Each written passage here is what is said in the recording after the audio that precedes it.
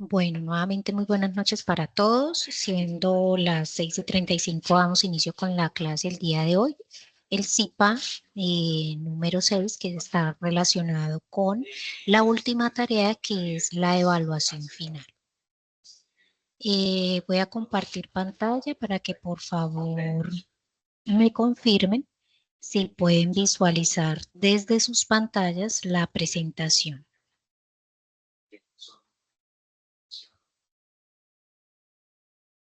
¿Me confirman, por favor, si pueden visualizar en sus pantallas la presentación?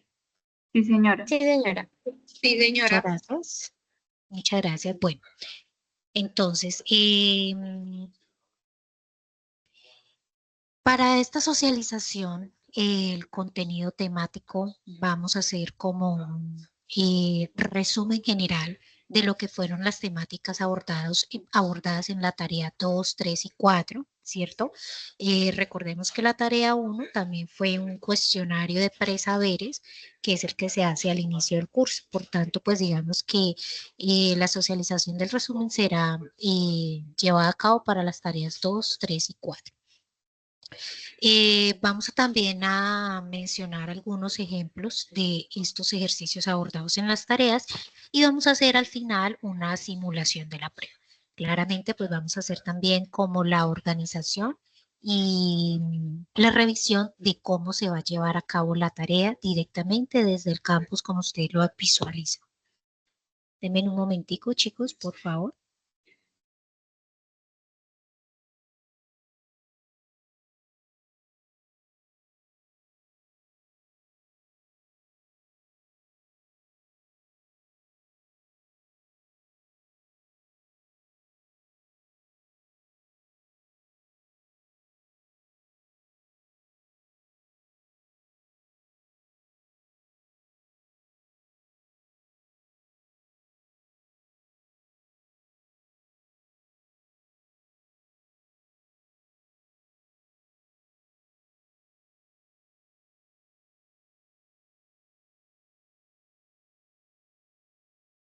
Qué pena con ustedes. Retomamos entonces. Estábamos en el contenido temático de la tarea 6. Bien, entonces, socializado esto, vamos a arrancar con la contextualización de la prueba. Esta prueba tiene solamente una durabilidad de 4 días, arranca el 30 de noviembre y finaliza el 3 de diciembre, para que ustedes lo tengan en cuenta. El peso de esta tarea son 125 puntos. Tiene algunas condiciones que ya las vamos a ver. Permítanme, llevamos directamente al campus para que ustedes puedan visualizarlo.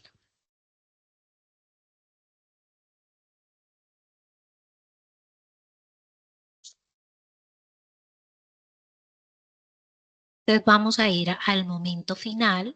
Esto es, digamos que, bueno aclararlo porque muchos de ustedes son estudiantes nuevos, ¿cierto? Y pues obviamente esta tarea ya no la van a encontrar en el entorno o en el momento intermedio, sino que la van a encontrar donde dice momento final, ¿sí? Entonces ahí en el momento final ustedes van a ingresar a la tarea. Encuentran algunos contenidos temáticos como referencias bibliográficas de apoyo antes de realizar la respectiva prueba. Cuando usted ingresa a realizar la prueba se va a dar cuenta pues, que el mismo campus le va a especificar lo abordado o lo que se va a llevar a cabo en esa actividad. Esta actividad responde a los resultados de aprendizaje 1, 2, 3 y 4 que se abordan puntualmente en las tareas realizadas anteriormente que ya les mencioné hace un momento. Esta prueba es de selección múltiple de única respuesta, es decir, ustedes van a encontrar un enunciado como un estudio de caso que es, digamos que la forma en la cual se ha venido desarrollando cada una de las temáticas en las guías. ¿Sí? Ustedes recuerdan que en cada una de las tareas ustedes tienen como un estudio de caso, ¿cierto? En el cual pues les permite a ustedes como, digamos que pensar, ¿cierto? Y mirar más allá de lo que es resolver el ejercicio, sino articulándolo de pronto con su formación académica. ¿sí?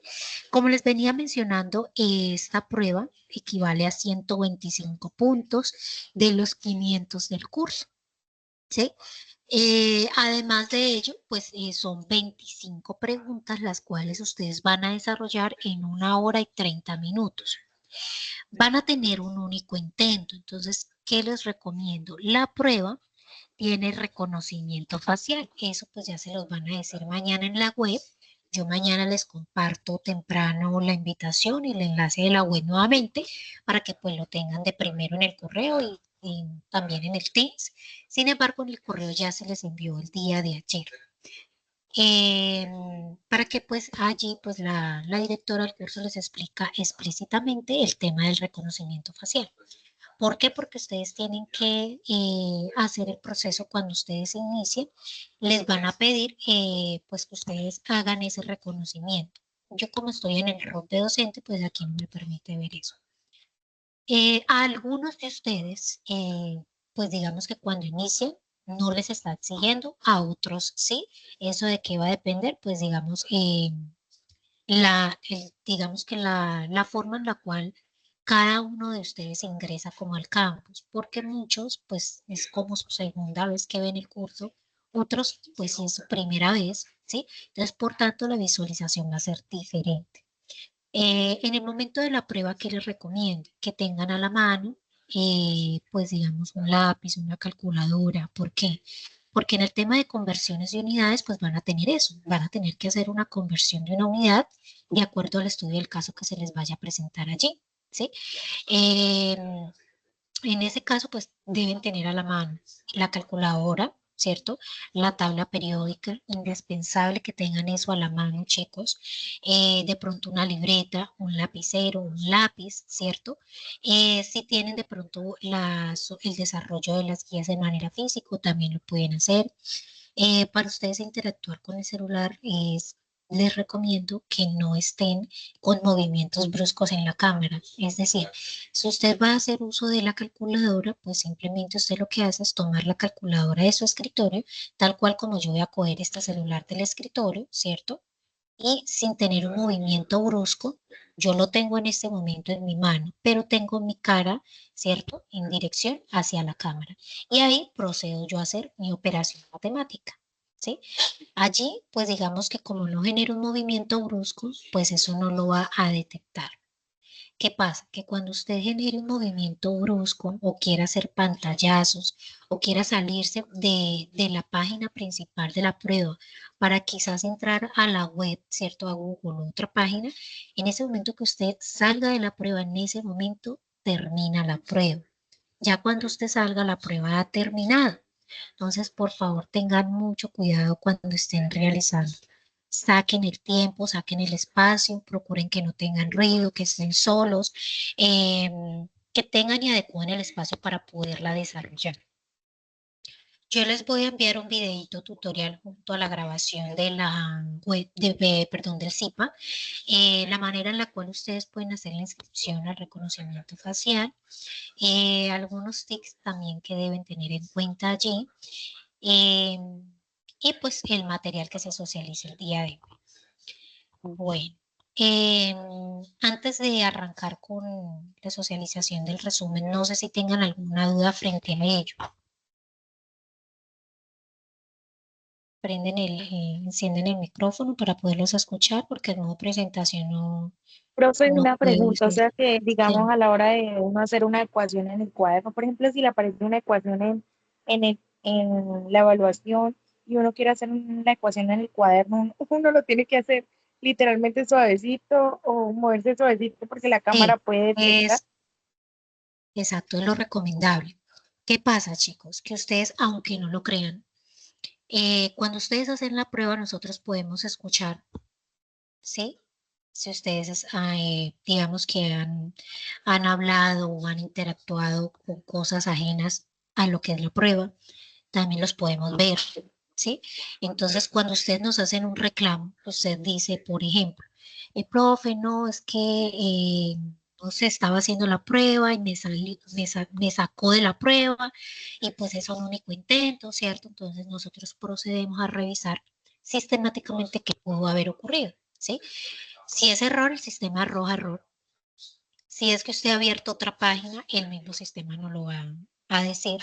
También está la sección de audio, es decir, lo que usted habló durante el desarrollo de la prueba. También en la cámara, obviamente. Entonces, pues digamos que eso es lo que ocurre. Si usted va a utilizar el lapicero, hacer la ecuación, lo que yo les mencionaba con el ejemplo de la calculadora. Les voy a ponerles acá un ejemplo claro. Yo tengo acá la libreta, ¿cierto? Ustedes allá la miran. Por eso les digo que tienen que buscar un espacio adecuado para hacer la prueba. Intenten no hacerlo en la cama, intenten no hacerlo en espacios donde se les dificulte hacer uso de la calculadora, bien sea la del celular, bien sea la calculadora científica o una calculadora normal, o si usted va a hacer una ecuación sencilla en el cuaderno. Yo en ese momento tengo la agenda acá abajo, ¿cierto? Tengo la agenda acá abajo, tengo el lapicero y simplemente lo que hago es hacer la operación matemática. No sé, 3 por 2, bla, bla, bla, bla, bla, ¿sí? Pero en ningún momento estoy haciendo movimientos bruscos. ¿Qué es un movimiento brusco? Esto, que usted se desenfoca de la cámara, empieza a hablarle a fulanito, a sutanito, al papá, a la mamá, a la hija, ¿sí?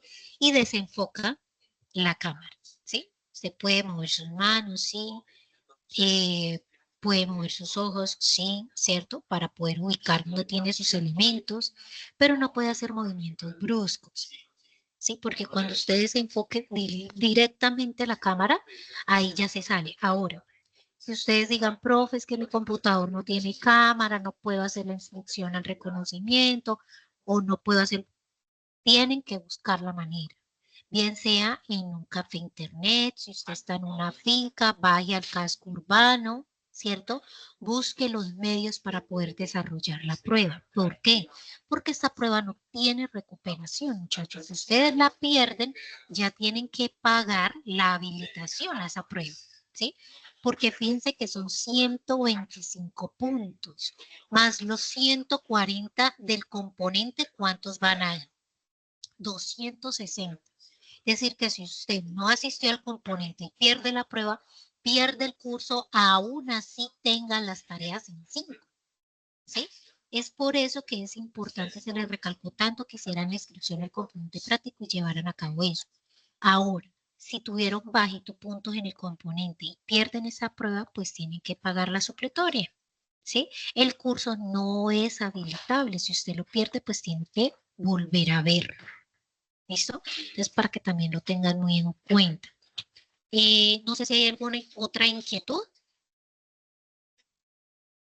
Profe, en la prueba hay más preguntas abiertas como, o sea, preguntas no de tanto ecuaciones, sino preguntas normales así, o hay más de Son de ecuaciones. selección, todas son de selección múltiple. Claramente, ejemplo, si a usted le dan un caso para hacerle una conversión de una unidad, pues debe hacer al menos una división, una multiplicación, dependiendo de la conversión de la unidad. Pero muchas son de comprensión de lectura, ¿sí? Las ecuaciones que tienen que hacer son en aquellas guías que sí realizamos cálculos, como cuál, la guía 2 que ya vamos a hacer una socialización general, donde tenemos la conversión de las unidades, tenemos notación científica, ¿sí? Los demás temas son de observacional, ¿cierto? Direcciones en las que aumenta o disminuye la electronegatividad, los tipos de enlace, todo eso es teoría, muchachos. Esta última guía, el ejercicio 1, eh, era, pues digamos que de teoría, ¿cierto? De reconocimiento e interpretación y inferencia de las reacciones, pero lo que es el ejercicio 2 de estequiometría, titulación, pH y equilibrio, sí son ejercicios o son temas que requieren de hacer una operación matemática, ¿sí? Pero básicamente el enunciado le está dándose todo. No tiene que usted desarrollar algún cálculo directamente ahí porque a usted ya ahí le están dando la respuesta. Solamente tiene que marcar la respuesta correcta, ¿sí? No todos. ¿Por qué? Porque es que las preguntas son aleatorias. O sea, es un banco inmenso de preguntas que relacionan las mismas temáticas de las tres tareas, la 2, la 3 y la 4, ¿cierto? Eh, Siempre son aleatorias. Como son aleatorias, puede que le salgan puras de teoría, pueda que le salga una que otra de hacer un cálculo matemático, ¿sí? ¿Qué es importante? que usted va a tener una primera página. Vamos a dar clic aquí, una vista previa, ¿cierto? Usted va a tener una página, mire, donde va a tener varias preguntas, ¿cierto? Mire, entonces usted mire, ¿cuál de esta primera plana usted se sabe? ¿Cuáles son las que va a resolver más rápido? No pierda mucho tiempo en esas preguntas que usted no tiene ni idea, ¿sí? Arranque por las que usted se sabe, por las que usted cree que tiene la respuesta. Si son de esta página, si son de la siguiente, deje de última las que usted no tenga claridad, ¿sí? Y ya después le quema tiempo a eso. ¿Por qué? Porque mientras usted piensa, el tiempo corre. Cuando se termina el tiempo, automáticamente termina la evaluación, ¿sí? Independientemente si usted vaya al inicio, si vaya a la mitad de la prueba, termina el tiempo. Entonces, mire que el tiempo está acá arriba, muchachos, ¿sí? Entonces, en la parte de arriba usted va mirando el tiempo. Ahora vamos a hacer un ejercicio práctico de cómo es. Pero si se dan cuenta, fíjense que hay muchas que son de tipo de teoría, de interpretación, de análisis, son muy pocas, ¿sí? Entonces, para que pues tengan como una primera plana, ¿cierto? De lo que puede ser eh, el cuestionario. Ahora, son prácticamente Profe, 3 hojas. y esa prueba que nos está mostrando es la que va a aparecer No, en... ¿no? no, este es, digamos que una muestra plana que se me muestra a mí como docente, ¿cierto? Por eso dice Nicho Rayanes Riveros, cuando ustedes vayan a Sí, como... realizar su prueba, les va a aparecer su respectivo nombre, ¿sí? Y como ok, le sí. digo, eso es un banco muy grande de preguntas. No es que solamente tengamos esas 25 y ya, no. Las que le salga a usted, por ejemplo, si usted dice, no, de pronto con su compañero de foro reunamos para ayudarnos. Independientemente de que lo hagan o no el mismo día, a la misma hora, a la misma fecha, siempre las preguntas van a ser diferentes. Por eso cada uno enfocado en su cuestionario, ¿sí? Algunos de ustedes para responderla toman pantallazo. Entonces yo voy a generar el pantallazo para que usted se dé cuenta que eso usted no lo puede hacer. Mire que se pone ya blanca la pantalla, ¿sí? Entonces cuando usted vaya a hacer eso, aquí le va a decir advertencia. Recuerde que no puede hacer, bueno, se pueden tomar pantallazo. Si usted se sale de esta ventana y no sé, vamos a entrar a otra, ¿sí? Cuando usted ya vaya a volver a la prueba, cuando entré yo a la prueba acá, acá, ese que ya me ha sacado, ¿sí? Si yo entro a otra ventana que usted diga, ay, no voy a buscar en ChatGPT esta respuesta, y entra a otra ventana, pues ya la prueba la ha sacado, ¿sí? El sistema la saca. No se pueden salir de la prueba para entrar a ninguna otra ventana. Recuerden que es un único intento, no podemos habilitar segundos intentos. Eso lo habilita la directora si hubo error del sistema, ¿sí? Entonces, lo que les digo, cuando ustedes están haciendo la prueba, el mismo sistema mira si usted se salió de la página, si usted hizo el clic del pantallazo. Eh, También evidencia si usted en el audio, la cámara, todo eso el sistema lo toma. El estudiante piensa que no, pero cuando hacen el reclamo y nosotros le enviamos las evidencias, se dan cuenta de eso. Entonces, eviten, tengan todo a la mano. Si van a tomar una foto, háganlo estratégicamente, de una manera en la cual no lo vaya a evidenciar la cámara, porque eso ya es plagio o se toma como plagio. Entonces, muchas veces ustedes hacen eso y ustedes creen que la cámara no los está viendo ni nada. Finalizan la prueba y cuando se dan cuenta, no tuvieron los 125 puntos, sino que obtuvieron cero. Obtuvieron, no sé, 50, 30. ¿Por qué? Porque en la primera Profe, ¿y plana la con cámara cuántos, no está viendo. profe, qué pena con Señora, esa pregunta, ¿con cuántos puntos se pasa la prueba? bueno, vamos a hacer el ensayo. Vamos a hacer el cálculo para que ustedes miren de una vez. Tienen que no me dejan sacar la calculadora. Ya. Entonces, 125 igual dividido con 75 puntos. ¿Listo? Con 75 puntos. Lo que hice fue una regla de 3. Si 125 puntos equivalen a 5, 3, ¿a cuántos puntos equivale? ¿Cierto? ¿O cuántos puntos debo sacar para pues que la nota me quede en 3? ¿Listo? Entonces, esa es como la nota mínima. Ahora, como les digo, si el sistema evidencia plagio, a usted al final de la prueba le va a arrojar 0 puntos o menos de los 75 puntos. Recuerden que mire que son hojas. Por ejemplo, aquí sigue, vea siguiente, ¿sí? Otra hoja, siguiente, ¿sí? Si se dan cuenta, son 3 hojas.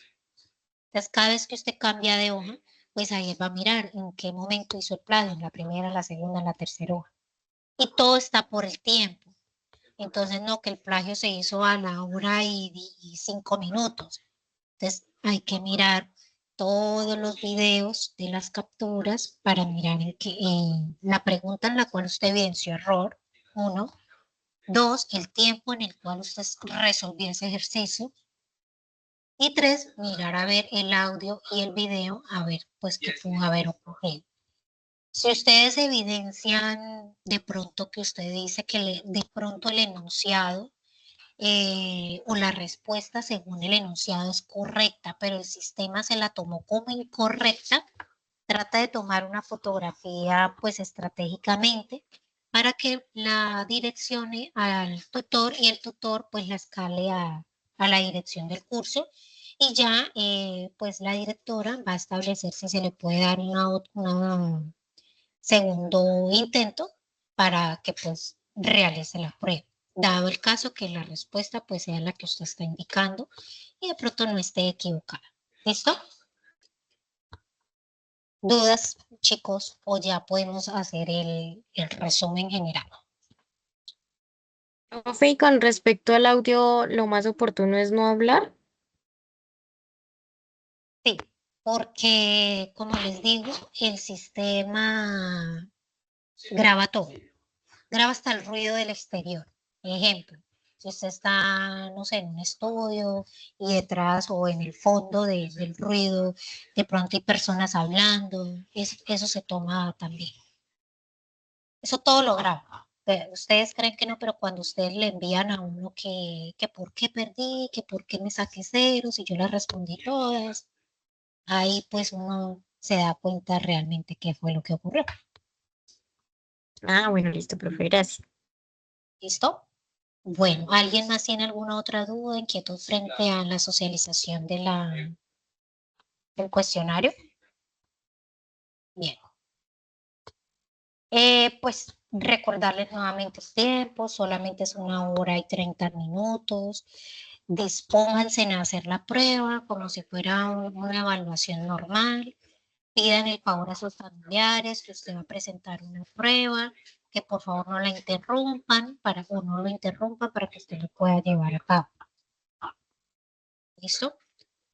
Bien, entonces vamos a arrancar con el resumen. Profe, qué pena, yo la interrumpo, yo tengo una pregunta.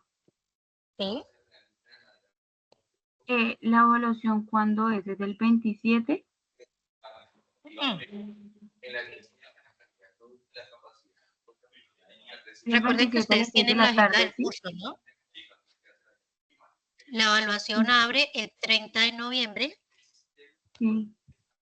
y cierra el 3 de diciembre. Ah, listo, profe, gracias. Solo tiene una duración de 4 días, o sea, en el campo. Si usted ya va a hacer la tarea el 4, pues ya no le va a dejar hacer la prueba, ya pues lastimosamente pierde. Yo no le puedo ampliar el tiempo, la directora tampoco. ¿Sí? Cuando ustedes nos envían los errores, la directora escala y es pues otra persona quien si el error es del sistema, usted está en lo correcto, es quien le habilita el intento, pero no lo hace ni la directora ni lo hace el tutor, ¿sí? para que lo tengan en cuenta, porque muchas veces piensan que es el tutor quien les da las segundas oportunidades en las pruebas y pues fíjense que es una prueba en vivo prácticamente, ¿sí? A diferencia de las tareas, que si uno les brinda la segunda oportunidad desde el campus, ¿cierto? Para que usted no pues cargue su tarea, obviamente con penalización de puntos porque no la entregó a tiempo. Bien, recuerden que también esto que yo les estoy proyectando, ustedes lo encuentran en la agenda del curso. Bien. ¿Alguna otra duda, chicos? O ya damos inicio al resumen. Bueno, vamos entonces a entrar con el resumen general de lo que fue el curso. Arrancamos con la tarea 2. ¿Por qué la tarea 2? Porque la tarea 1 fue un cuestionario de presaberes que ustedes realizaron al inicio del curso. La tarea 2 tiene como título Materia y Reactividad. Esta tarea estuvo dividida en 4 ejercicios, ¿cierto? Los primeros ejercicios fueron de conversiones de unidades, propiedades periódicas, tipos de enlace y nomenclatura. En cuanto a las conversiones de unidades, pues yo les hice como en esta diapositiva un resumen general. Permítanme saco acá el puntero, ¿cierto? Cuando vamos a hacer una conversión de unidad, pues recuerden que ustedes tienen dos formas de hacerlo, bien sea con factores de conversión, que son estos, o bien sea una regla de 3. Lo importante es que usted haga la operación de la manera correcta cuando vaya a dar respuesta al resultado del enunciado, ¿sí? ¿Por qué? Porque usted tiene que hacer ágil y tiene que hacerlo rápido, ¿sí? Porque el enunciado no le va a decir usted convierta 2 litros a mililitros. No, le va a dar un estudio de caso para que usted a partir de eso pues haga la conversión de unidad. Entonces, cuando utilizamos los factores de conversión, vamos a arrancar con la unidad dada. Ejemplo. Esperen, yo saco el otro porque es que este yo no lo miro. Más bien le damos un poquito de zoom acá.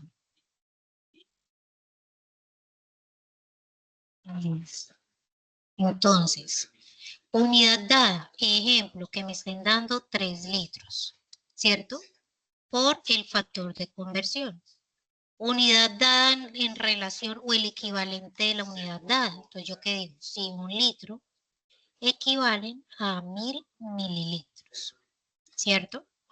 Unidad deseada y abajo el equivalente de la unidad dada. Con eso yo cancelo litros con litros, ¿sí? En otras palabras, si usted dice no, para agilizar el proceso, yo hago una regla de 3. De si 1 litro equivale a 1000 mililitros, ¿cierto? 3 litros, ¿cuántos mililitros son? Es este por este dividido este, ¿sí? Son maneras diferentes de realizarlo. Sin embargo, pues siempre se ha recomendado que ustedes hagan uso de los factores de conversión, ¿sí? ¿Por qué? Porque pues recuerden que cuando nosotros entramos a estequiometría, cuando entramos a molaridad, normalidad, hacemos uso desde las reglas de 3.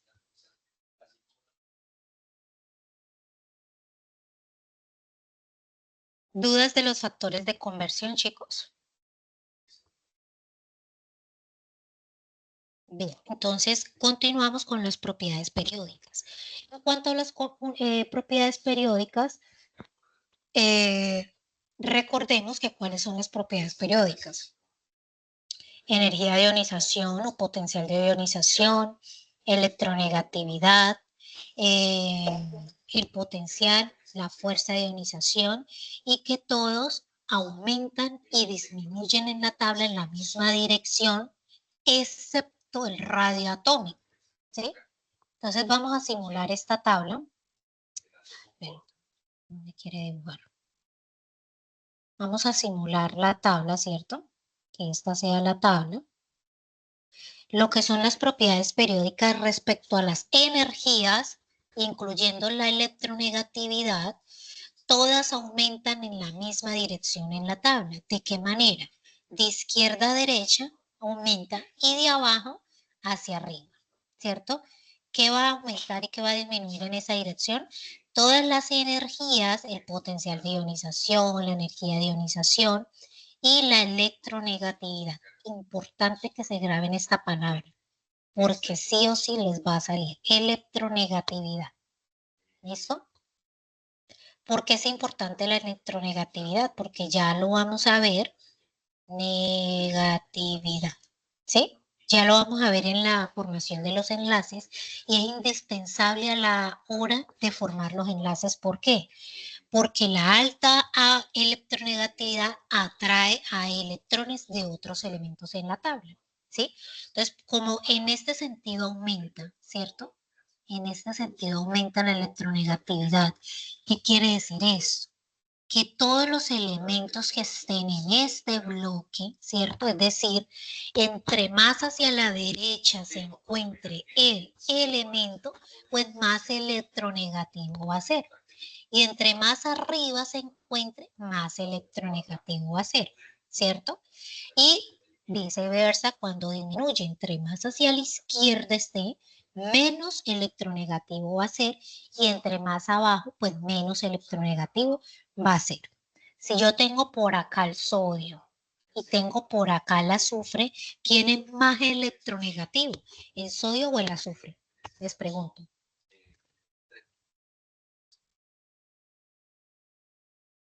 ¿Cuál de los dos va a ser más electronegativo?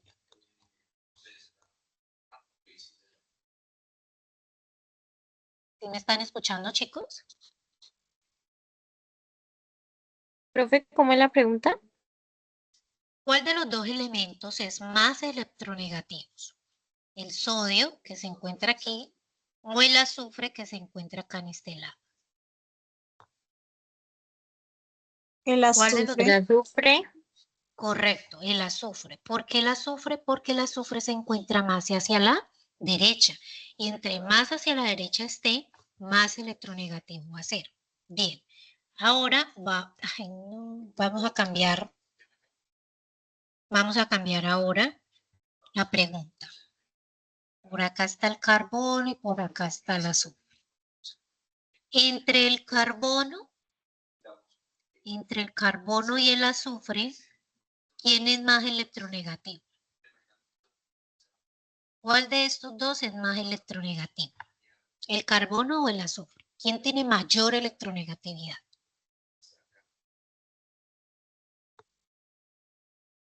El azufre. No, es el carbono. Miren la dirección de las flechas. ¿En qué dirección aumenta? De izquierda a derecha y de abajo hacia arriba. Quiere decir que el que se encuentre más arriba, porque van a haber casos de esos, que van a estar todos en la misma columna, ¿sí? Y le van a decir, ¿cómo aumenta? ¿Cuál es el más electronegativo? ¿El que está abajo o el que está arriba? En ese caso, quien se encuentre más arriba va a ser el más electronegativo, ¿sí?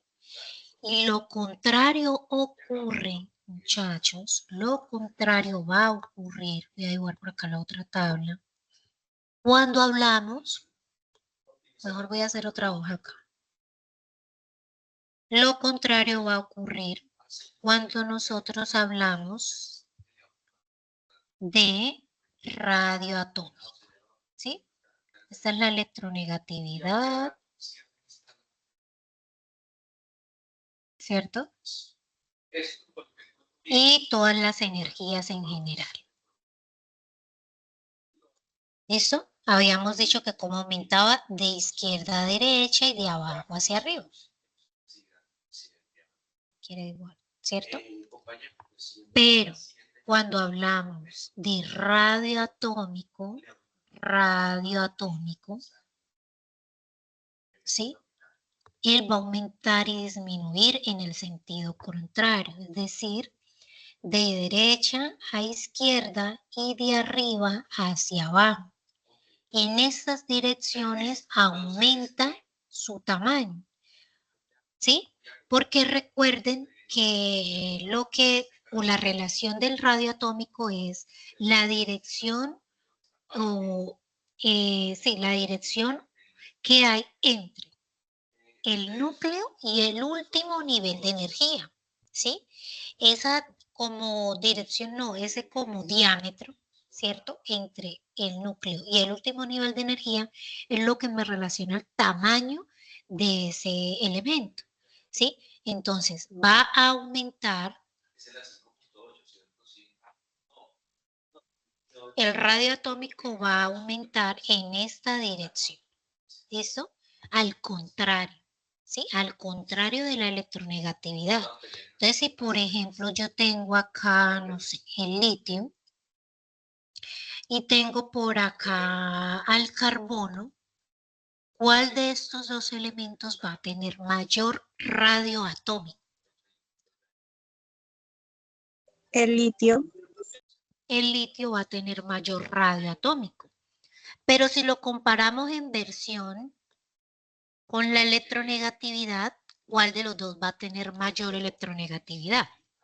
El carbono. El carbono. Muy bien, ¿listo? Claro con las propiedades periódicas, ¿no? Todas las energías, energía de ionización, potencial de ionización, ¿sí? Electronegatividad, ¿sí?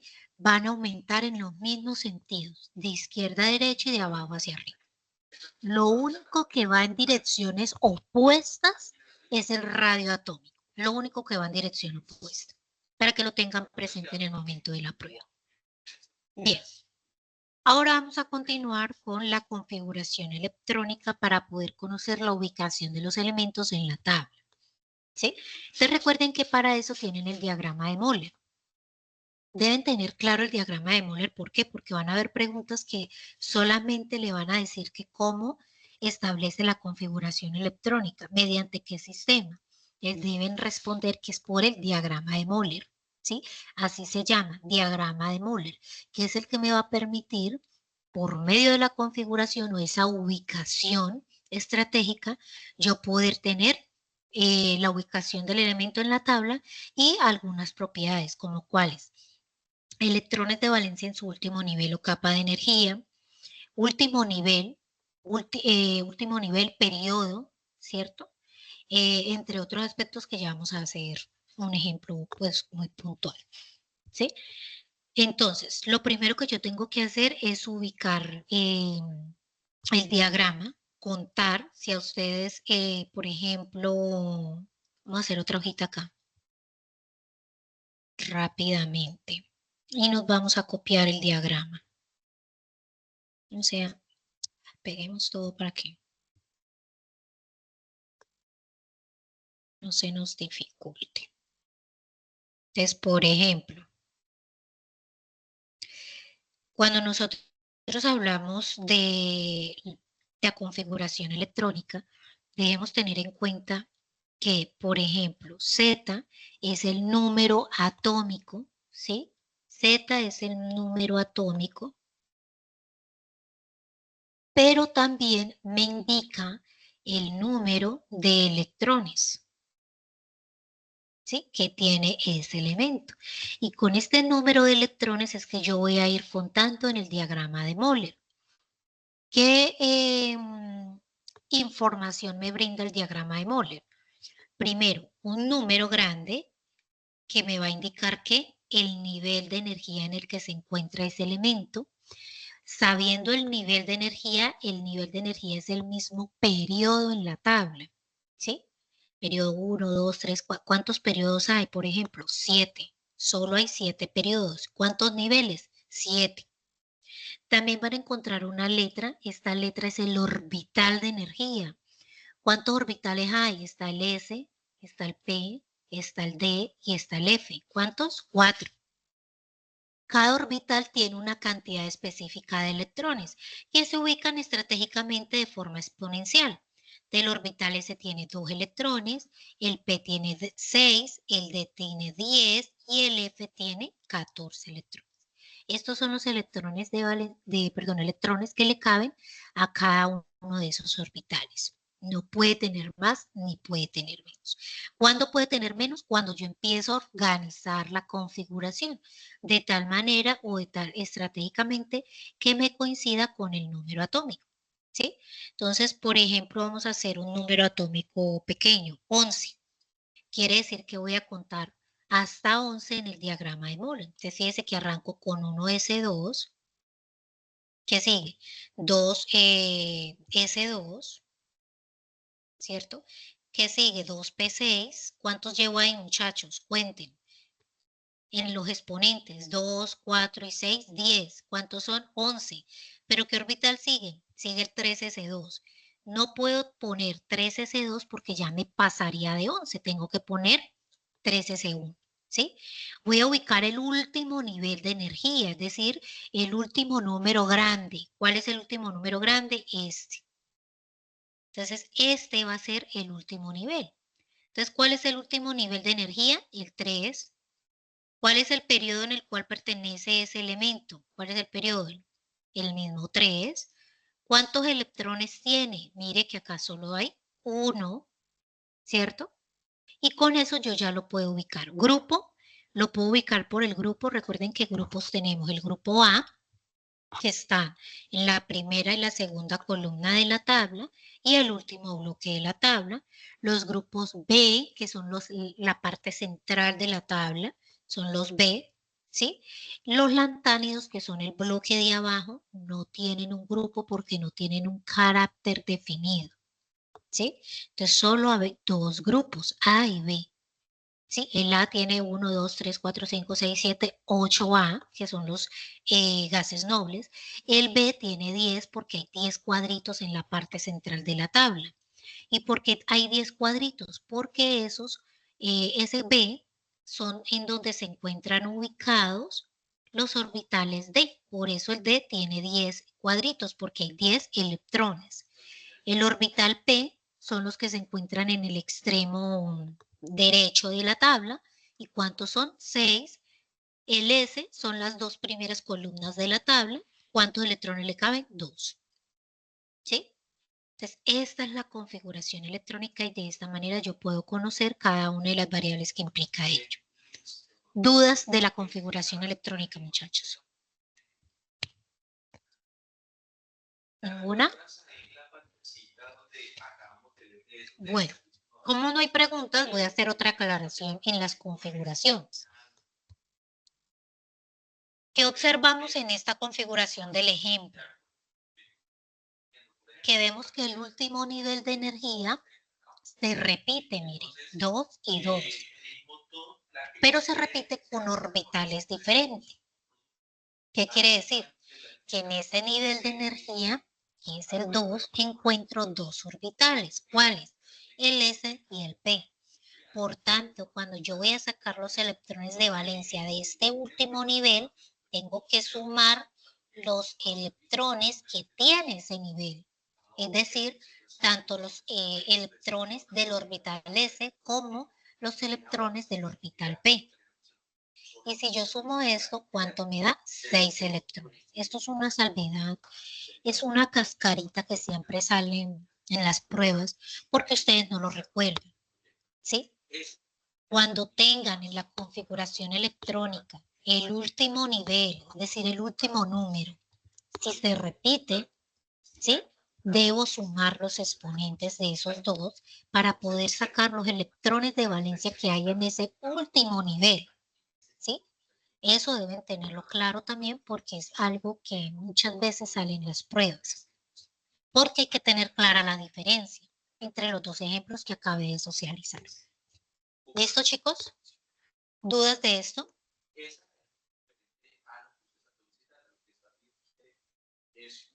Chicos.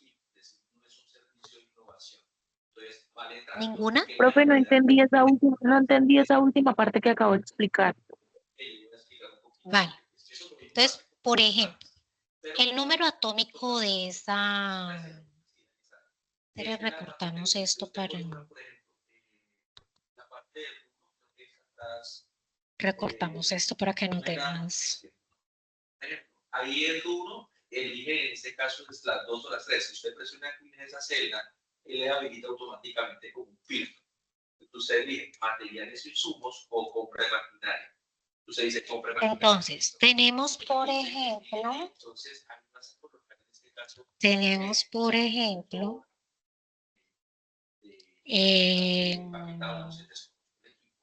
Ya la Vamos a arrancar con el número atómico. Este es una cosa es unidad, 2, 4, ¿sí? 8. Número atómico igual a 8. ¿Sí? Quiere decir que voy a contar en el diagrama de Moller hasta llegar a 8. Arranco con el 1, S2. Sigue el 2, S2. Ahí ya cuántos llevo. 4. ¿Qué sigue en el diagrama? 2P6. No puedo poner el P6 porque ya me pasaría de 8, ya me daría 10.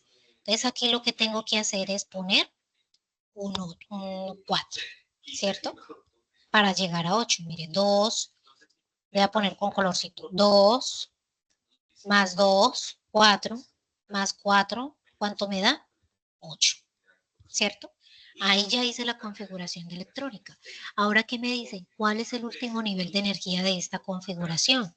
Es decir, ¿cuál es el último número que aparece? Entonces, ahí es donde yo voy con el número repetido, mire. ¿Cuál es el último número que aparece? El último número va a ser el último nivel de energía. Pero, ¿qué pasa con el último nivel de energía? Que se repite. ¿Qué quiere decir? Que en el último nivel de energía hay dos orbitales, el S y el P, y cada uno de ellos tiene unos electrones específicos, ¿cierto? El S tiene 2 y el P tiene 4. Entonces, eso es lo que debo de sumar. ¿Cuánto me da eso? 6. Quiere decir que en el último nivel de energía, ¿que cuál es? El 2, ¿cuántos electrones hay? Hay 6. ¿Cuál es el periodo? ¿Cuál es el periodo de este elemento? El periodo va a ser el 6. Recuerden que, perdón, 2, me equivoqué acá, 2. ¿Sí? Recuerden siempre que el nivel va a ser el mismo periodo. Si ustedes no se acuerdan, miren el último número. Si el último número es un 2, quiere decir que el periodo es un 2. ¿Sí?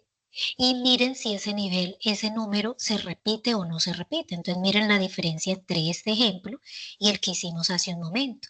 El que hicimos hace un momento, el último número, ¿cuál era? El 3. ¿Se repetía? No. Por tanto, con ese hago todo. Pero en el que acabamos de hacer, fíjense que el último número sí se repite.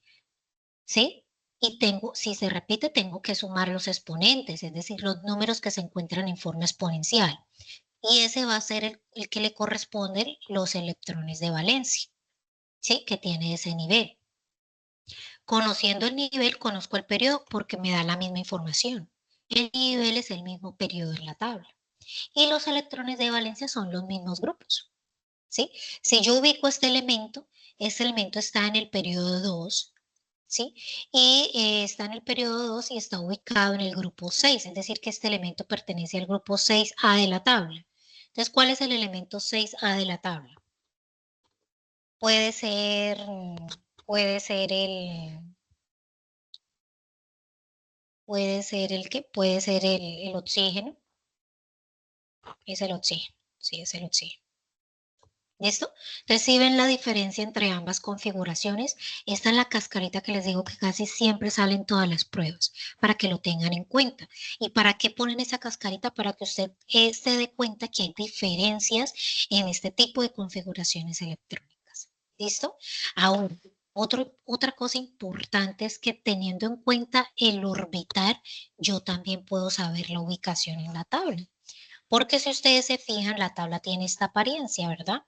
Algo parecido. En este bloque de acá,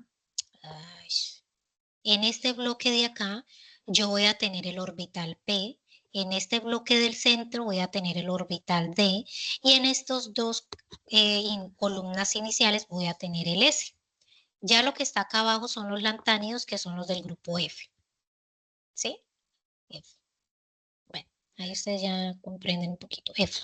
Entonces, yo con el orbital también puedo saber en dónde puede estar ubicado ese elemento. Solamente es que ustedes puedan saber, digamos que la interpretación del concepto como tal en la tabla periódica. ¿Listo? ¿Dudas, inquietudes de este tema? Si no, continuamos, chicos. ¿Ninguna? Profesor, yo tengo otra pregunta, qué pena. Lo que pasa es que yo me di cuenta que ahí usted pone 1S2, 2 es S2, y por qué repite de nuevo el 2, por qué no seguir con el 3. O sea, esa parte no lo entendí, la verdad no lo entiendo. Porque debo ir en la dirección del diagrama. Mire que el diagrama trae, voy a subrayarlo. Déjeme borro estas casillitas de acá. Entonces fíjese que él va como una culebrita. Baja, sube, baja, ¿sí? Él sube acá, pero vuelve y baja acá, Ah, ok, sí, sí, sube y sí. baja Es que no le acá. había parado bola al diagrama, Es- a eso. Sí, sí, sí. Hay que Ustedes seguir, en la o web, sea, esos sí, numeritos. exacto. Eso lo Ustedes en explican la en el web, colegio, profe. sí, sí, Eso lo sí. explican ahora en el colegio también. Sí, esto es lo que hicimos en la tarea 2. Digamos que todo lo que estamos socializando es lo que ya vimos. Sí, Sin señora. embargo, ustedes en la web encuentran diferentes diagramas de Moller, ¿sí? Yo pongo este, pero no quiere decir que usted deba utilizar ese diagrama. Si usted mira y busca el que tiene la culebrita porque de pronto se guía un poco más, se le facilita un poco más, usted puede tener ese diagrama en la mano, ¿sí? Pero no quiere decir que usted vaya a utilizar este. ¿Claro acá? Listo. Como no tenemos más dudas de esto, vamos a continuar con los tipos de enlace. Acabamos de ver los diagramas de Moller para poder conocer la configuración electrónica que tiene cada uno de los elementos. ¿Qué pasa? Que los elementos de la tabla periódica, a excepción de los grupos, de los que están en el grupo 8A, que son los gases nobles, todos ellos tienen en su última capa de valencia un número inferior a 8 electrones de valencia. ¿Qué pasa? Que los elementos para poder llegar a su configuración electrónica más estable, ¿qué quiere decir que tenga la configuración electrónica más estable? Que en el último nivel de energía, 2, 3, 4, 5, el que sea, tenga 8 electrones en su última capa de valencia. En ambos ejemplos que acabamos de hacer, si se fijan, ninguno tiene 8. Aquí tenía 1, aquí tenía 6, ¿sí? Entonces, en la búsqueda de esa configuración estable de tener 8 electrones en el último nivel de energía, es que se da la formación de los enlaces. ¿Para qué? Para que cuando se unan, los elementos lleguen a 8 electrones de valencia. Entonces, en ese querer o quehacer de los elementos de la tabla se dan la formación de los enlaces y por ende la formación de un compuesto. ¿Sí? Recuerden que el compuesto se diferencia del elemento. ¿Por qué? Porque el compuesto está formado por dos elementos diferentes. ¿Sí?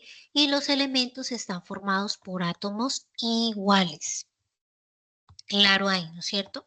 Entonces, ¿qué tipos de enlaces encontramos? Encontramos enlaces iónicos, covalentes y metálicos. El enlace iónico se da entre elementos metálicos y no metálicos. ¿Sí? Voy a dibujar nuevamente por acá la tabla. Aquí en esta escalerita de acá vamos a encontrar los no metales. ¿Sí? Y en este lado de acá vamos a encontrar los metales. ¿Sí? Los del bloque de abajo no los vamos a involucrar. ¿Por qué? Porque es que ellos no tienen un carácter definido.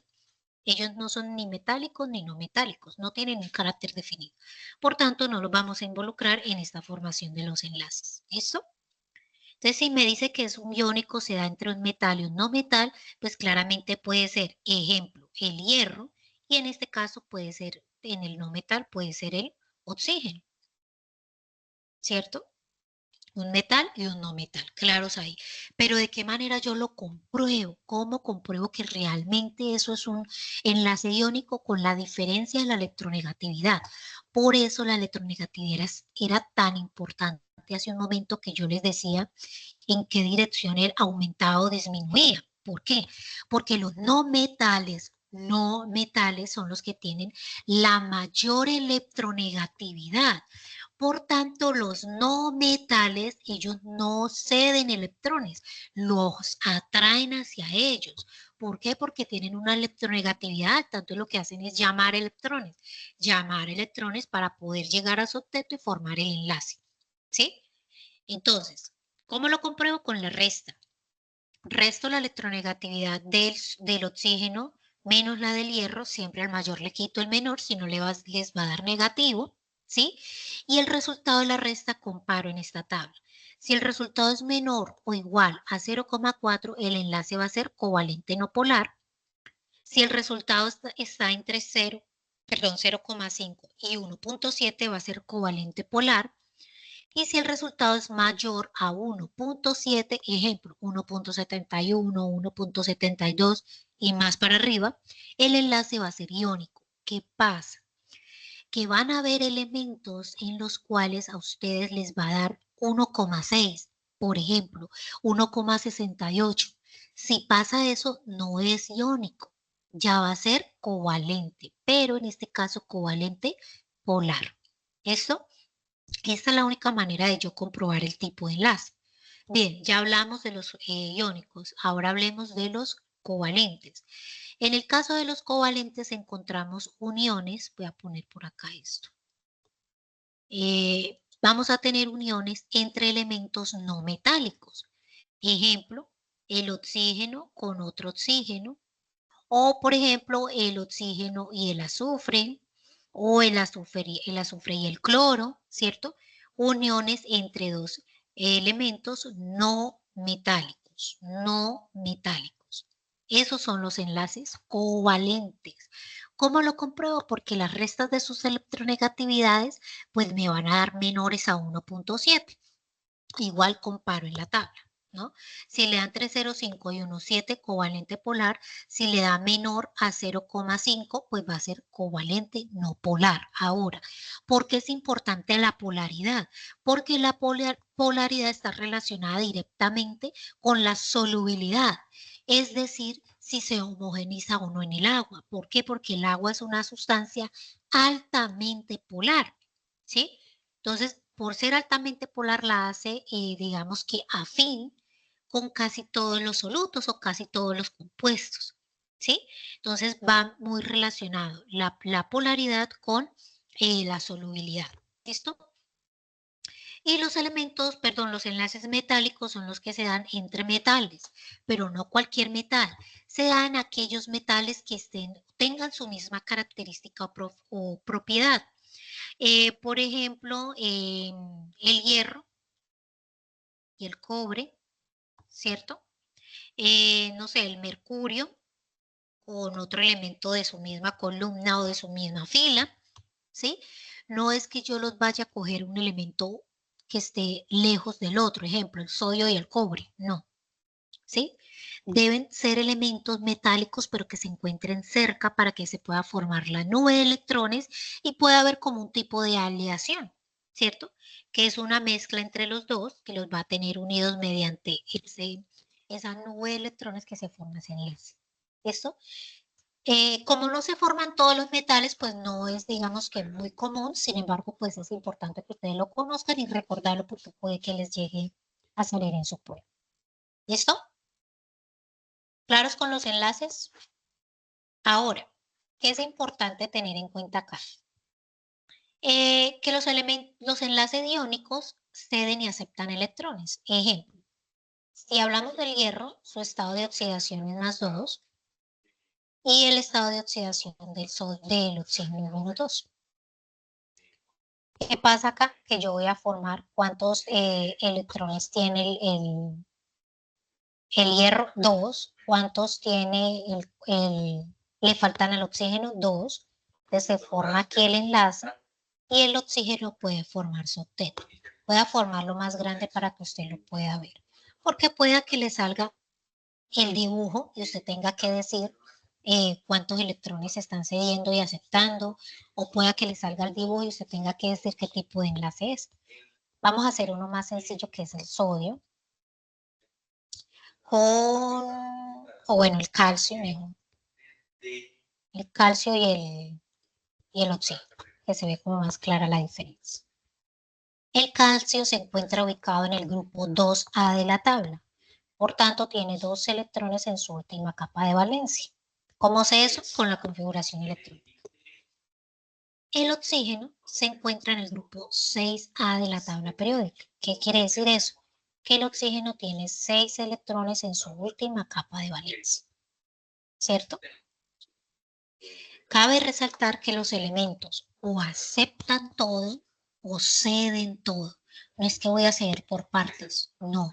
Eso es lo que caracteriza el enlace iónico. Aceptan y reciben o aceptan o ceden o regalan. En este caso el calcio, ¿sí? Cuando cede sus dos electrones ya queda con su configuración electrónica estable. ¿Por qué? Porque los orbitales anteriores con el último nivel, regalando esos dos, ya quedan 8, ¿sí? Por eso el calcio necesita regalar esos dos. Él no puede regalar solo uno, él tiene que regalar los dos electrones, ¿cierto? Entonces, cuando los regala, adivine quién los acepta. Los está aceptando el oxígeno.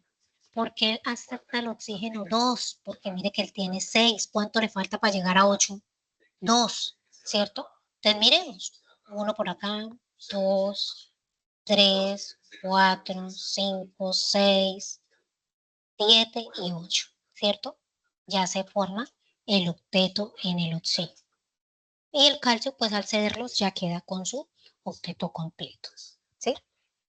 Eso es lo que ustedes tienen que tener en cuenta. Ahora, yo puedo a partir de eso hacer la fórmula. Escribámosla. Calcio y oxígeno. ¿Cuántos electrones regaló el calcio? ¿Quién me dice cuántos electrones regaló el calcio? 2. 2. Entonces voy a poner la carga más 2. ¿Por qué queda positivo? Porque como salen electrones del átomo, queda más carga positiva en el núcleo, ¿cierto? Recuerde que para que el átomo sea neutro deben haber la misma cantidad, tanto de electrones que están alrededor como los del núcleo, protones que están en el núcleo. Si salen electrones, pues se genera una desigualdad. Por tanto, en la desigualdad va a haber más carga positiva. Ahora, ¿cuántos electrones aceptó el oxígeno? ¿Cuántos has? 2, exacto. Pero en este caso voy a ponerlo con una carga negativa. ¿Sí? Menos 2. Menos 2. ¿Listo? ¿Por qué negativo? Pues porque si el átomo está neutro y llega más carga negativa, llegan más electrones, pues va a haber más carga negativa que positiva. Por eso queda menos 2. El negativo porque ya se convierte en un ion, va a llegar más carga negativa. Y el 2 porque es la cantidad de electrones que ha recibido. ¿Listo? De acuerdo a esta fórmula, pues yo le doy el nombre. ¿Sí? ¿De qué nombre estamos hablando? Bueno, ¿qué elemento está involucrado? Tenemos el oxígeno. Los óxidos son compuestos binarios. ¿Qué quiere decir binario? Que solo se da entre dos elementos, el oxígeno y otro elemento, bien sea metal o no metal. Si es un metal, como es el caso del calcio, va a ser un óxido básico, ¿sí? El oxígeno con cualquiera de los metales. Mire que ya les dije cómo estaban los metales, miren. Todos esos de acá, ¿sí? Entonces, con cualquiera de estos que se una va a formar un óxido básico. ¿Qué nomenclatura les recomiendo que utilicen la STOP? Que es la más fácil. Óxido de el metal que se haya unido, calcio, sodio, litio, potasio, hierro. Y al final le ponen el estado de oxidación. ¿Cuál es el estado de oxidación? Este, muchachos.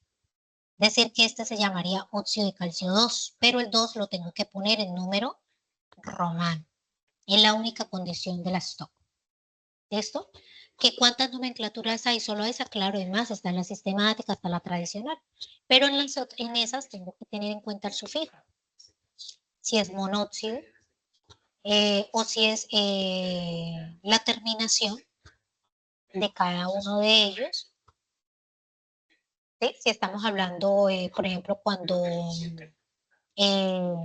tenemos la terminación oso o tenemos la terminación ico. Espérenme, yo bajo un poquito esto.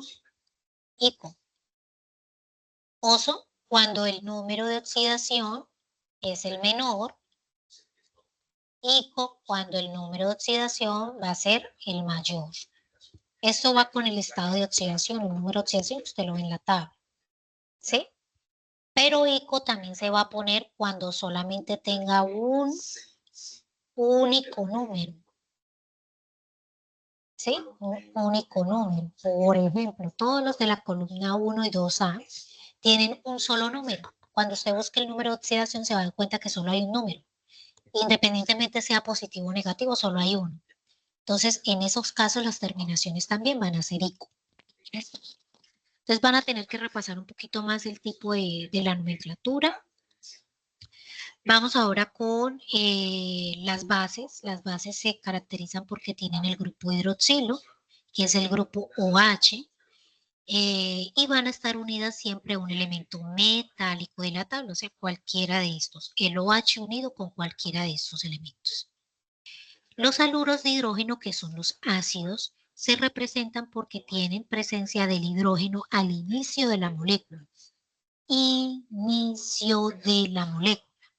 Es decir, que el hidrógeno aparece de primero, ¿sí?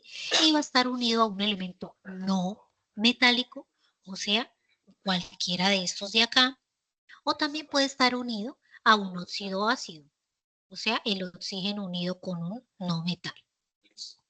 Por ejemplo, vamos a formar acá rápidamente un óxido. Ay, no, se borró la tabla.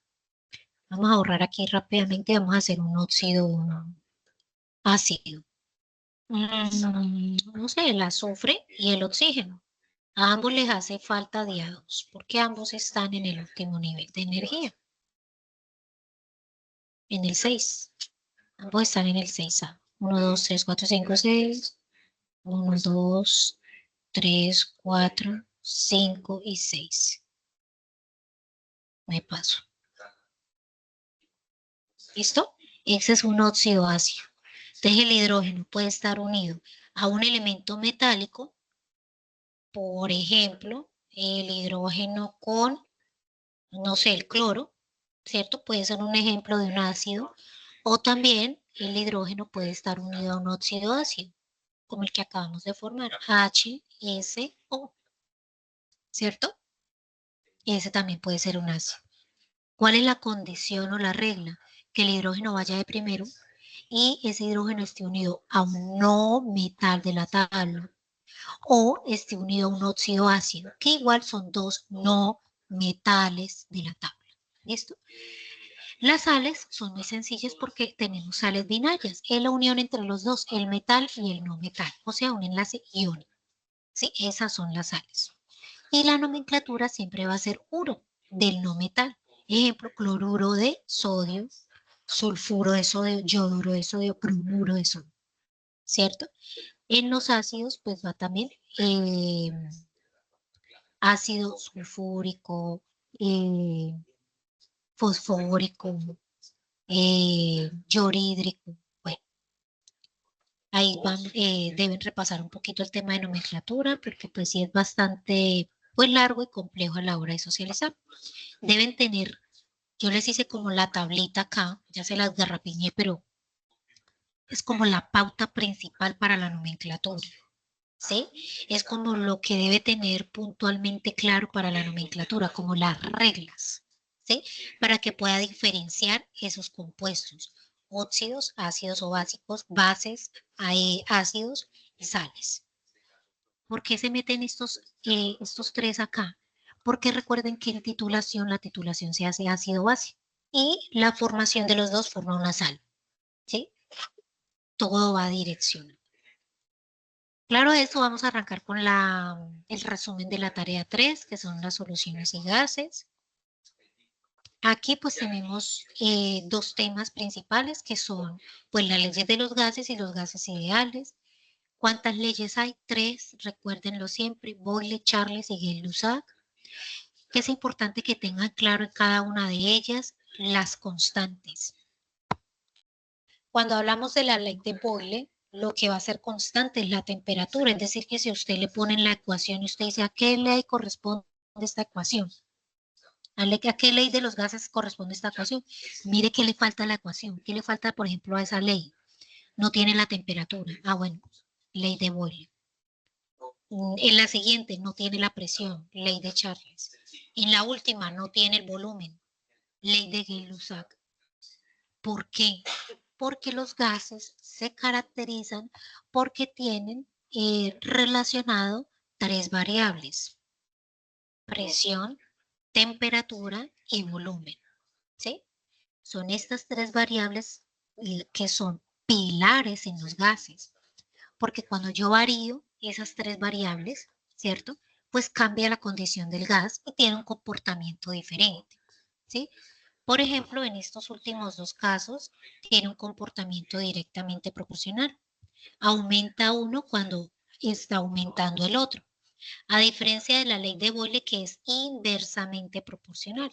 Cuando uno está aumentando, el otro está disminuyendo, ¿sí? Entonces, aquí es pilar que tengan en cuenta, más que todo, cuál es la variable que se encuentra constante. Aquella variable que se encuentra constante, usted la puede entonces relacionar con el tipo de ley. Entonces, en la ley de Boyle, la temperatura es constante. En la ley de Charles, la presión es constante. Y en la ley de Gay-Lussac, el volumen es constante. ¿Qué quiere decir constante? Que no va a variar. Siempre es el mismo. Y lo único que voy a variar es lo otro, ¿sí? Por eso cuando ustedes meten a cocinar algo en la olla de presión, ¿ustedes qué tienen? Tienen el volumen y tienen la temperatura. Es un claro ejemplo de la ley de Boyle. Aumenta el volumen y aumenta la temperatura. Por tanto, pues la comida se va a cocinar un poco más rápido, ¿cierto? Por eso si usted no baja ni la presión ni la temperatura y llega a destapar eso, pues se le va a explotar lo que está dentro, ¿sí? Y en la ley de Charles, igual cuando ustedes tienen, por ejemplo, manejan un carro, la llanta se calienta, se calienta, se calienta y el volumen igual del neumático está eh, constante, ¿cierto? Por eso usted lo calienta, el volumen ahí que se encuentra pues también va a ir aumentando, ¿sí? Otro claro ejemplo es cuando ustedes inflan un globo, ¿cierto? Le está eh, colocando presión, le está colocando volumen y le está aumentando también la presión, ¿cierto? A diferencia de la ley de Boyle, que son procesos inversos, aumenta uno y disminuye el otro. ¿Listo?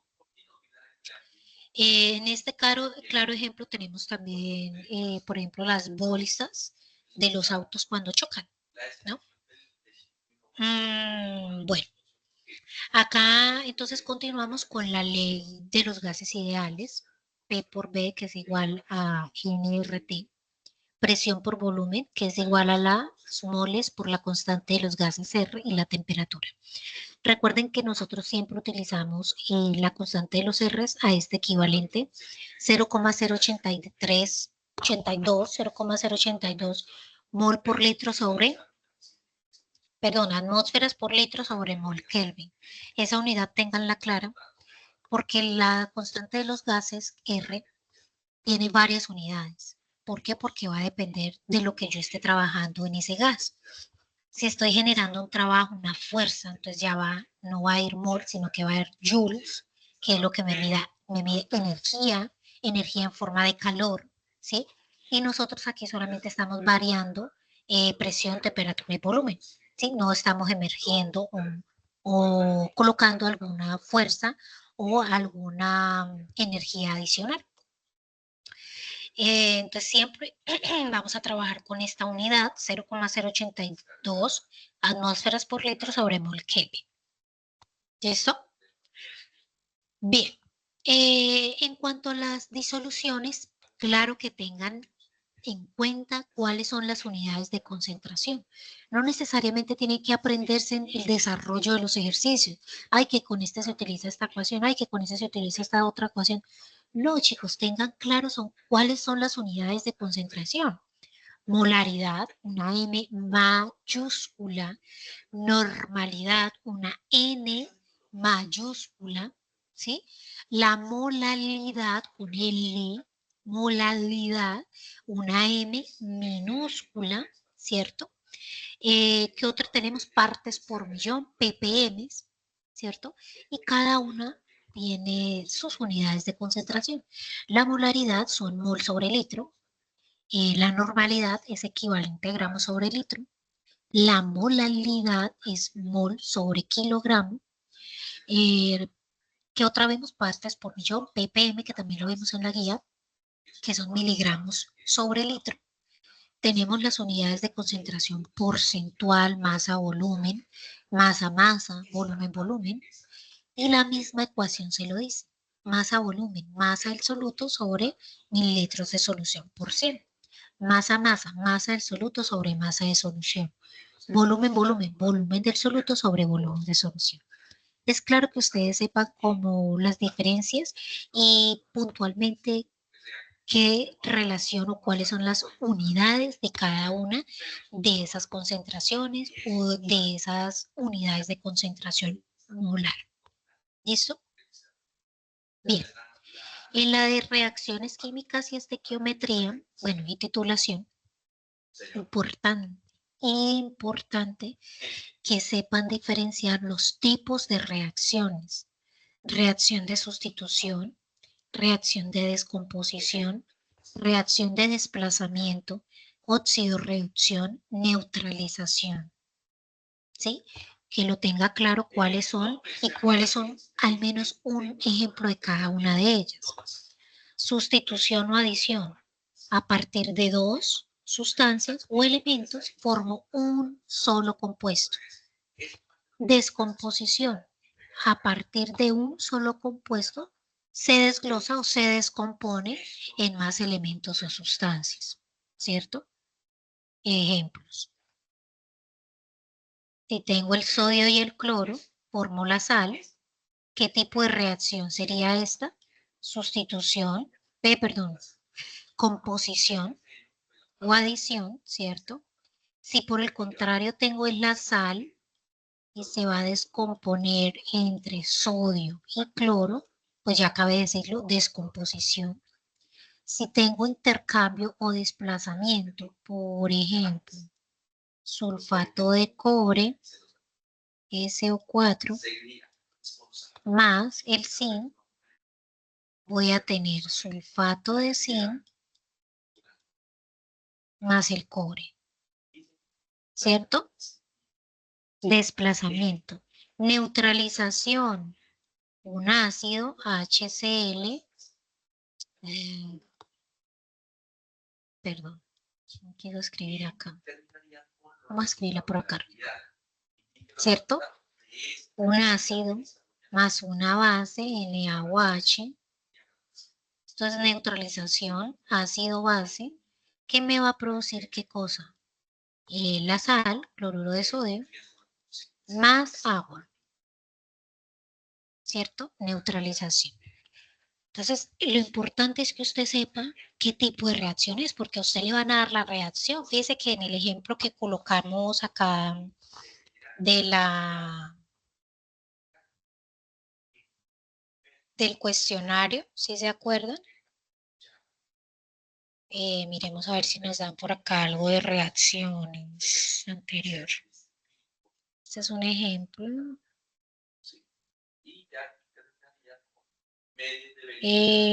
A ver, anterior. Ah, miren. ¿Sí ven? Chicos, ¿sí me están poniendo atención? Sí, señora. Bien. Entonces, fíjense, mire, quería llegar acá.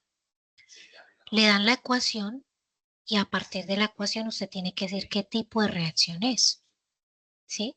Si es de desplazamiento, si es de síntesis o composición, si es de descomposición, si es de doble desplazamiento, desplazamiento simple. Con este ejemplo de acá, díganme qué tipo de reacción es. Por ejemplo, ¿ustedes qué creen? ¿Se está descomponiendo? Vayan descartando. ¿Se está descomponiendo? No. Descarto esta. ¿Se está formando un solo producto?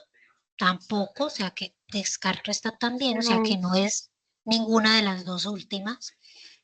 Desplazamiento doble. ¿Hay un desplazamiento doble? No.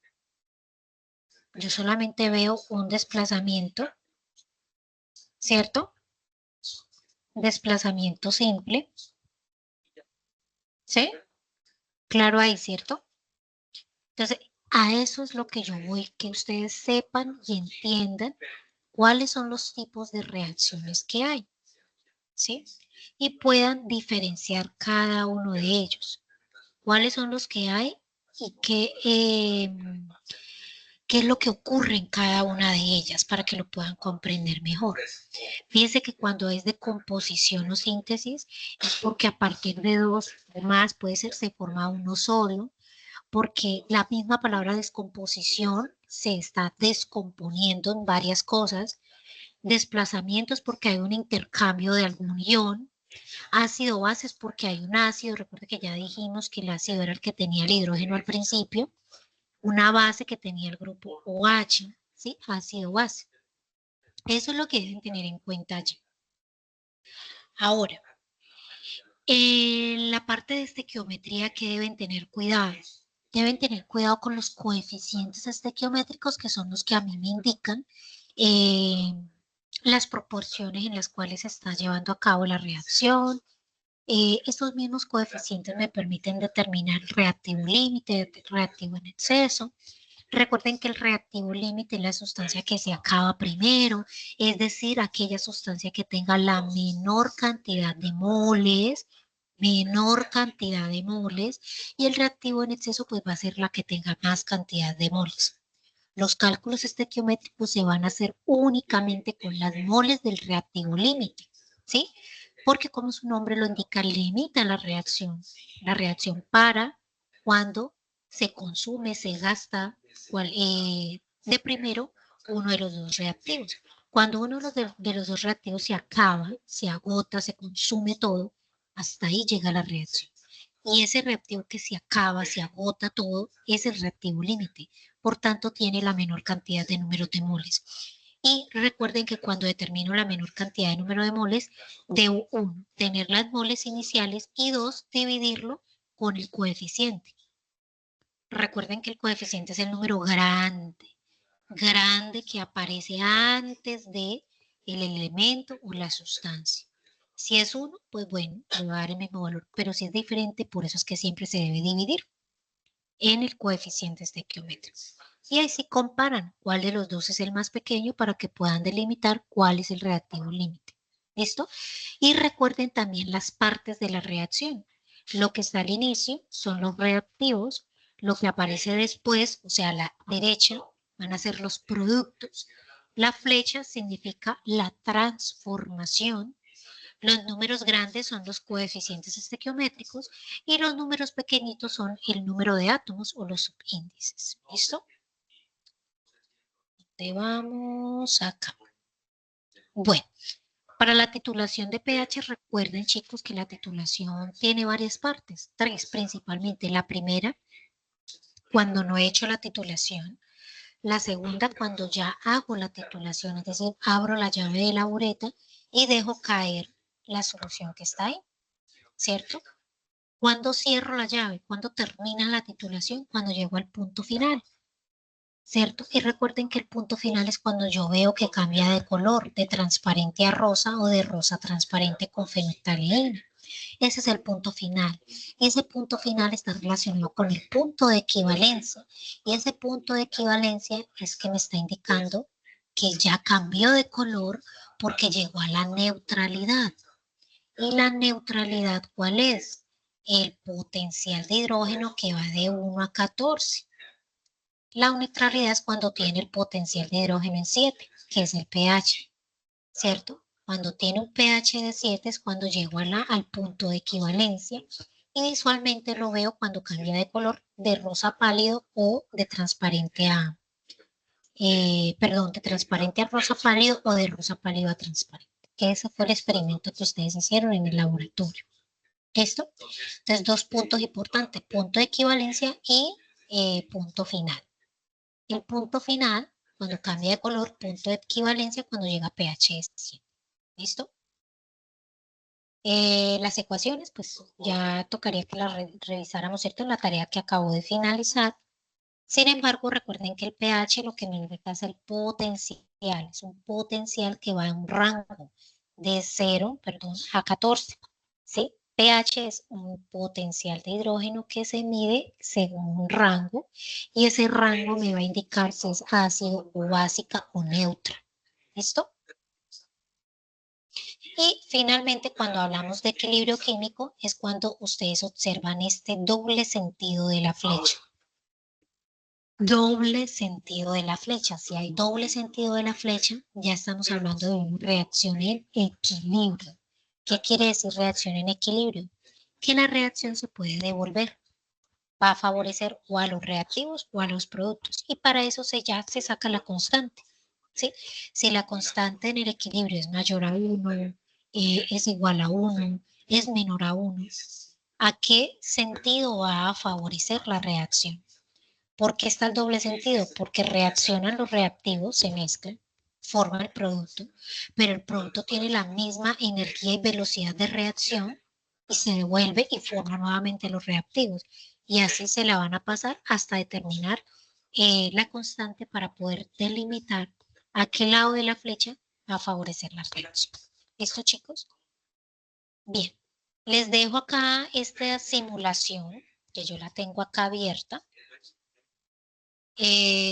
Ustedes pues la pueden abrir cuando tengan un ratico libre en sus casas, que ustedes quieran practicar, se inscriben, ponen su nombre, yo voy a ver quiénes entran, claramente porque yo creé el juego, ¿cierto? Entonces, por ejemplo, aquí dice, se tiene una solución de 25 molar. ¿Qué significa esa concentración? 25 moles en 1 kilogramo de solvente, 25 moles del soluto en 1 litro de solvente y 25 moles del soluto en 1000 mililitros del solvente. La M minúscula quiere decir molalidad, por tanto es moles del soluto sobre kilogramos del disolvente. ¿Sí? Y así lo van a ir diligenciando hasta el final, que ya él les reporta cuáles son los resultados correctos. Entonces miren la diferencia entre la molalidad y la molaridad radica en el estado físico del disolvente. Es así, en la molalidad kilogramos de disolvente, en la molalidad kilogramos de disolvente, sí. Kilogramos de tanto en la molaridad como en la molaridad son kilogramos. Es en la molalidad. ¿Sí? Se tiene una solución de 15 molar. ¿Qué significa esto? 15 mol sobre litros de solución. Son solo unidades. Fíjense que yo aquí no he hecho ningún cálculo. En la ley de Gay-Lussac se presentan procesos isocóricos porque el volumen es constante, la temperatura es constante, todas las anteriores. El volumen es constante. Fíjense que eso es pura teoría.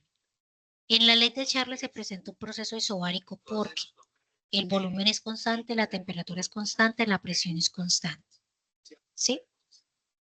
En la ley de Boyle se presentan procesos isotérmicos porque, ¿quién recuerda qué es constante en la ley de Boyle?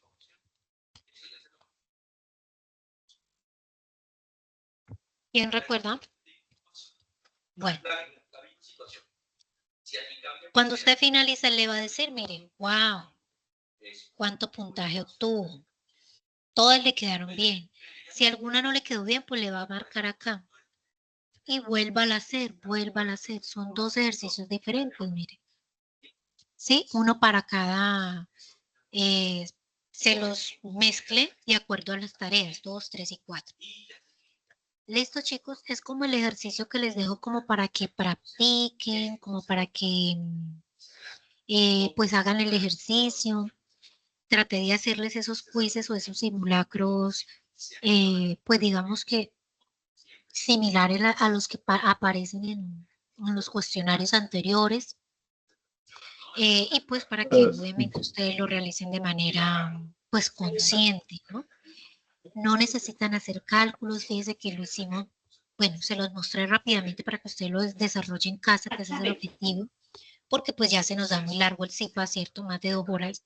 Entonces la idea es que usted lo haga en casa, tranquilo, practique, ensaye, y se va a dar cuenta que es solo teoría, ¿sí? Los cálculos que ustedes vayan a hacer van a ser muy mínimos. Esos son prácticamente más de interpretación, de análisis o comprensión de lectura. Listo, bueno chicos, yo creo que damos por finalizado el CIPA. Nos gastamos prácticamente dos horitas, Vamos a hacer una sección de preguntas rápidas. Arrancamos con Magali. Profesor Merce, ¿nos puede enviar esos links ahí por el chat, por favor? Sí, igual se los dejo con la presentación también.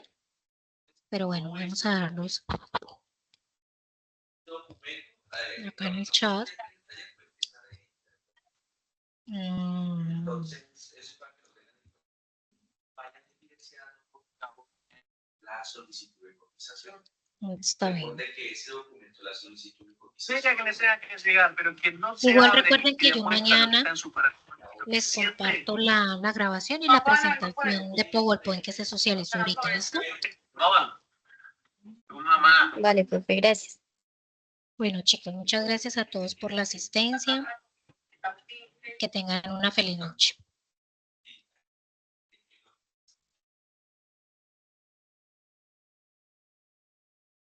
si ustedes gustan, tocamos bien el tema este jueves. Si tienen todavía dudas,